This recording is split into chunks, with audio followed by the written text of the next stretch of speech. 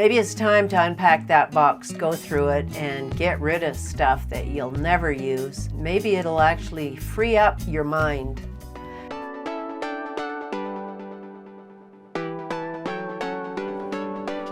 Just letting you know. When you know, you know. If you are overwhelmed with clutter in your house, in your bedroom, in your closet, in your mind, then Christine Vasseur from Clear Method is the lady that you want to talk to. This is Cindy from Coffee Connections podcast. Today we have a very special guest. She can help you downsize. She can help you go through all your belongings, whether it's clothing or whether it's your household items, whether you want to go through your garage and get rid of stuff that you've just been collecting for years and maybe moving from house to house and you just keep dragging it along with you. Maybe it's time to unpack that box, go through it, and get rid of stuff that you'll never use. Maybe it'll actually free up your mind.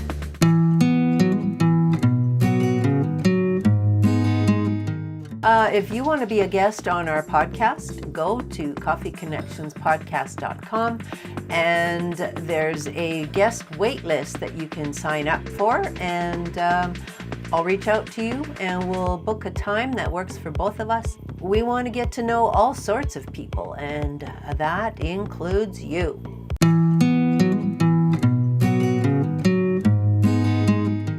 Hello and welcome to Coffee Connections podcast. My name is Cindy Chase. Today I have a very special guest, and if you're anything like me, with spring being upon us, it's time to clean out your winter clothes of your closet or declutter your house and get it all straightened out and ready for spring and ready for a breath of fresh air. Well, that's exactly what Christine Vasseur is going to share with us.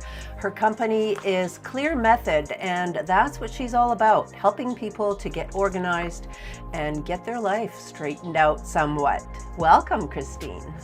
Thank you. Thank you for having me. So how did you get into business helping people declutter? It's always decluttering and organizing is always kind of something I did.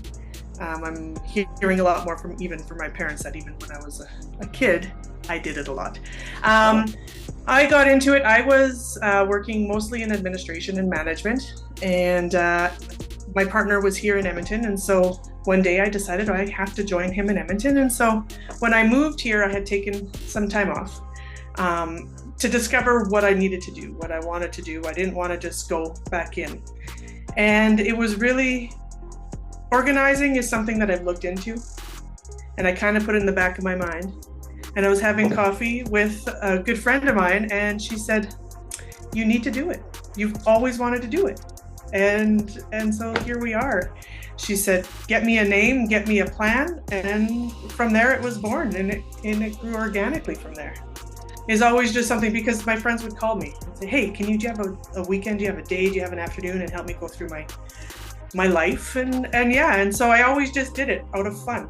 And I knew eventually I was going to be moving to Edmonton. Yes. So I knew eventually, and I always worked for small business and for family businesses, so I knew I wanted something of my own, and right. so that's how it was born. How many years ago was that? Did all that happen? It's been 3 years. In 22, yeah. When you say organizing and decluttering, is it just, a certain room or the whole house project? Kind of from top to bottom, depending. I always like to kind of meet the client where they are and where their stressors are.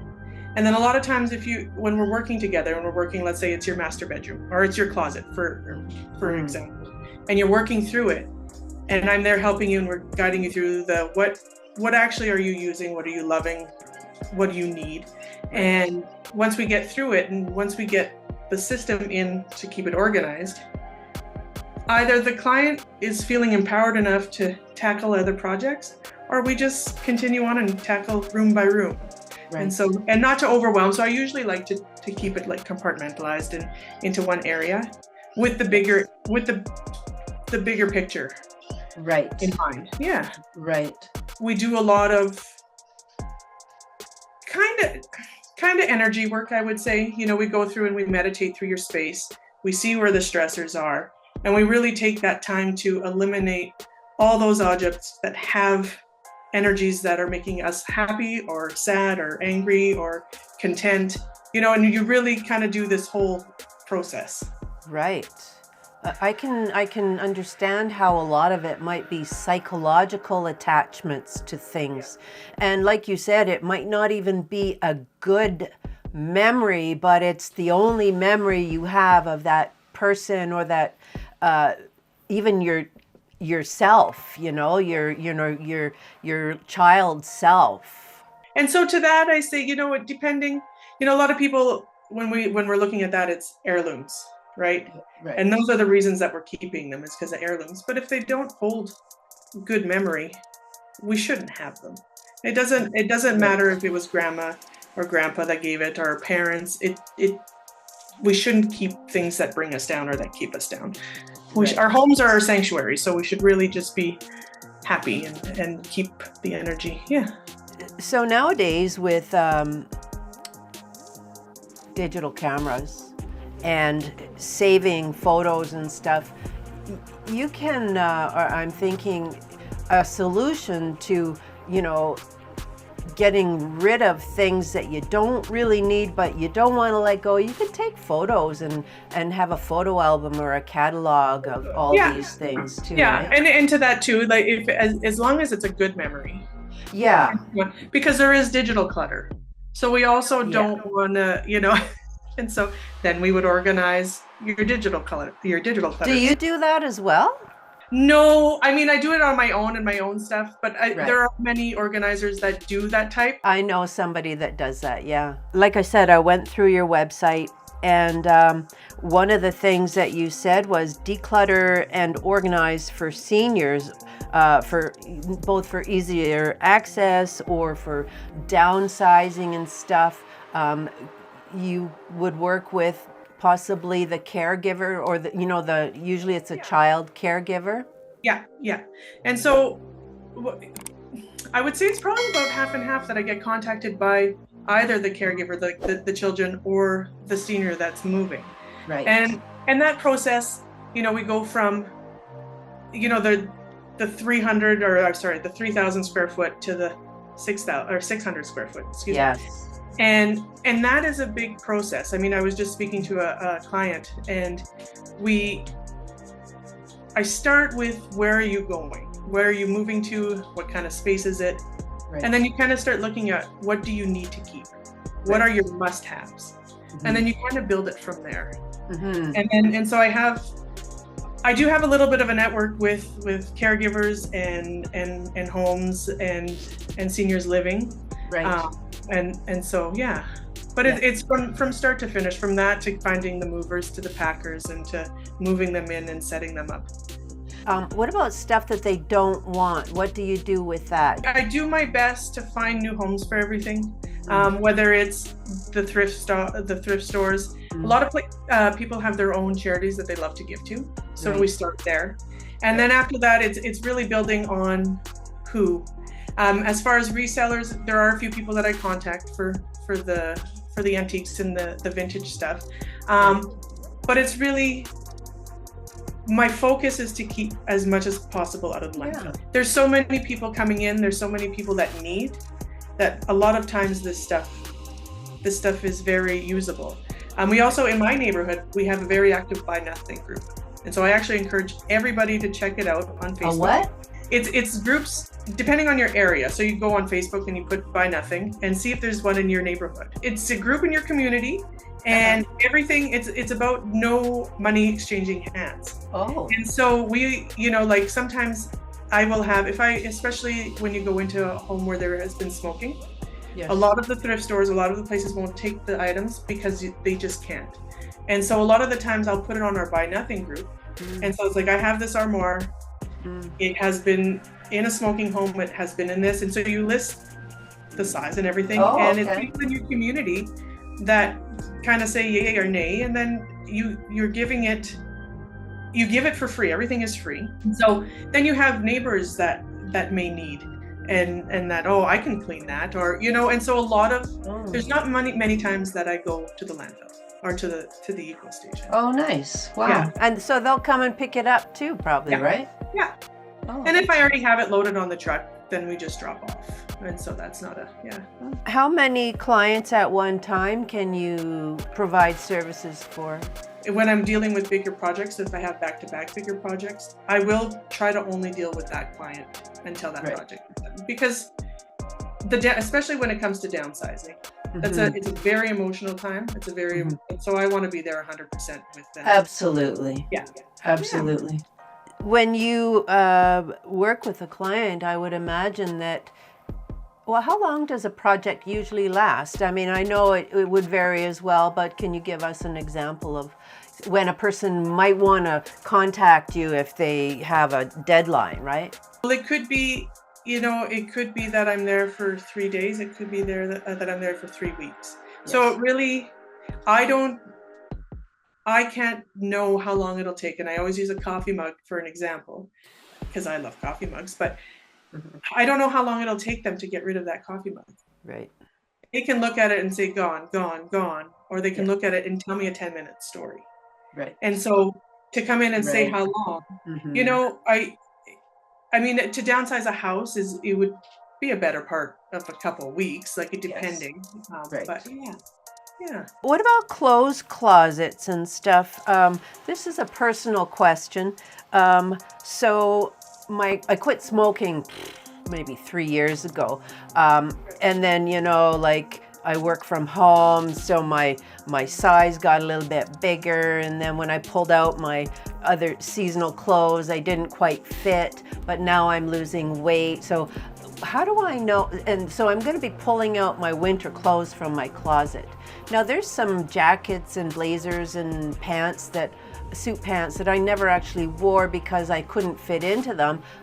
Should I hold on to them one more season if I plan on getting down to my regular size and then seeing if I fit? Or should I just downsize and start over? I would normally say, but if you're actively getting to where you want them to fit, then I would say then you keep them. And then if by next season they're not there, or you're not there, then it's time to reevaluate. Exactly. For me, you know, like I look at it like for me, for example, I had worked very hard. I got down to a certain size, and then my body being my body, I'm back where I was, and I had to make that decision because I had a closet full.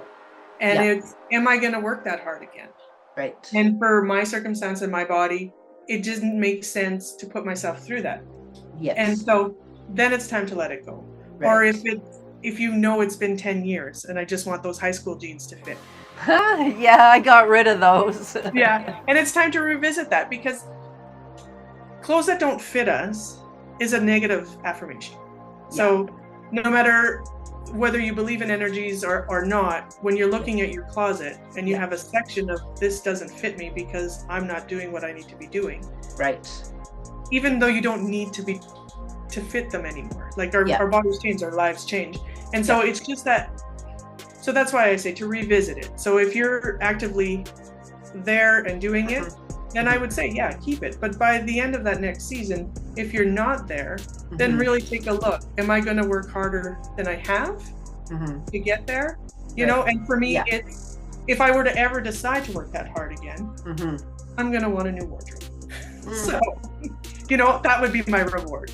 And so you kind of have to look at, is it really like, does it affect you when you're looking in your closet? Is it really just weighing you down? And are you thinking about it? And if that's the case, then I would say you need to really, we're in there first thing in the morning, picking out our outfits for the day. So we don't need that kind of start your day off that way. Yeah, exactly. That's good advice. Good advice. Yeah. Who's your ideal client, would you say? That's one that I haven't really narrowed down. I do love seniors, and I do love working with seniors because I just find they have so much to offer in terms of stories and everything, the wisdom that they have. But I haven't narrowed it down because I love all aspects of it. Right. And so I do find myself really thinking, where do I fit in it? Like, what is that stream? But it really is, my partner he's a carpenter. And so a lot of times when I'm going into homes and they have no storage for anything, we're building it together. And I love that because I love working with them, and I'm providing them with this great way to organize and to have it all, the system in place. And I love, like I said, with the seniors, and I love being around people when they're releasing their stuff. Right. It's so powerful. Like the weight, you can see the weight being lifted. Yeah. So I haven't narrowed that down. That's my long version. Yeah. I saw on somewhere that you have a graphic design background, don't you? Yeah, from Grant McEwen. Yeah, me too. Do you? Yeah, I am a graphic designer, actually. Oh, right on. I graduated in 2005 from Grant McEwen, from the visual. Oh, nice. And did you work for printing companies or design companies or yourself? No, I worked for a marketing company in the city, and that was great. And then I decided that I wanted to make the move back home to 𝐵𝐚𝐬𝐿. I was a small town girl. And so when I moved back, I had started my own business. And then just life circumstances, and then I ended up kind of switching gears, but I always did it in the background for people and and so. Exactly, yeah. So I get to use it's not interior design, but there's a lot of the design principles at work, as you know, and so I get to use that design brain, and I get to use for space and for, What is your favorite type of project? A downsizing project. Right. When I get to see the new space and really dig down into what we're keeping and really dig down into how it fits and like we just talked about, and designing the space and where things can go, and if we're keeping this, then we need this, and then adding storage space, and that's the fun part about moving somebody in. Exactly. We get to work together and decide, and you kind of look at the old space, like where was it for the old space, because we can keep it relatively the same. Right. If it worked properly. It works, right? Right. And so that way it's less. Because a lot of times when the seniors are moving into, everybody's downsizing, not just seniors, but so we like to try to keep it as painless. Do you share your before and after? Do you have examples? And I don't always post before and afters. It's kind of tricky. A lot of people don't like that. Right, and of so course. I always ask at the beginning of a job. And and sometimes I don't. Like, it's just it's about respect too. And so a lot of people, and a lot of times I'm sharing the afters, because it really doesn't matter what it looked like. It matters where they are now. And I usually, like with the invoice, I'll usually send, this is where we were. Good. Look at where you were. Oh, that's nice. You are the solution to a problem that has already come about. What about teaching teenagers or younger kids how to organize so that they can start off organized, because that will affect their schooling, how they can learn? Is that something that you've ever considered? Well, we do it in our home. And so it's really, there's no one size fits all with all organizing. And so that is definitely something that I am looking into, just because of the experience here. Because what happens, I find with kids, and I get a lot of this question, is that they hang on, like, why do they hold this? Why do they keep this paper? And they see the adults in their lives collecting the things that we go buy and the things that we display. Well, they don't have those things. They have little stubs from the movie. They have all these little things, the packages that this thing came in. And so those become their treasures. Right. So it's honoring them and not, and so there's, I have a lot of parents that will say, oh, I just go in and I throw everything out. And so that's doing a disservice, because they have to work through it, just like we have to work through it. And you're right, a lot of times it's guiding them. And so that's kind of like an everyday thing. And so that would be something that I would probably teach to to the adult in the life. Right. And Exactly. because I don't go in it here as a professional organizer. I go in As a parent. because I know the child and I know Right. their needs. And I do a lot of storage solutions, what I call it, storage solutions. And that's because a lot of times we go into places and there's, like especially the new apartments and the new the seniors livings. Yeah. They have like the one shelf and the one bar. Yeah. So a lot of times we're adding to that because, Yeah. and so that's where I come in with the storage solution. So even in like the next room, it's, we'll get these shelves and we get this and, like provide them with the space. Because Nice. you can have all you want, but if you don't have anywhere to put it, Exactly. it's yeah. And the same thing is if we have too much stuff, Yeah.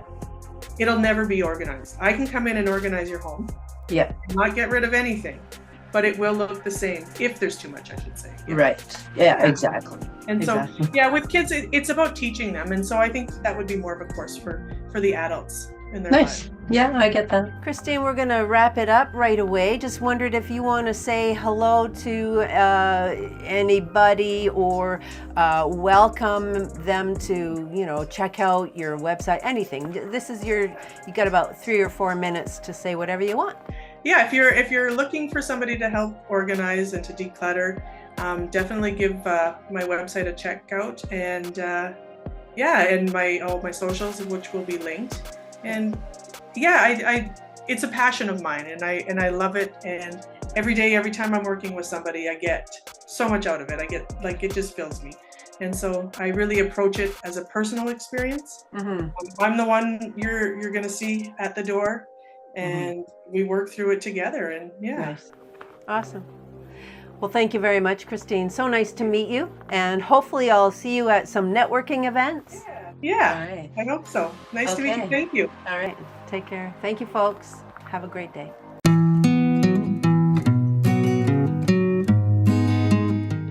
I guess that's it for today, you guys. Please do like and subscribe to this channel, and we'll see you next time. See you next week. Bye.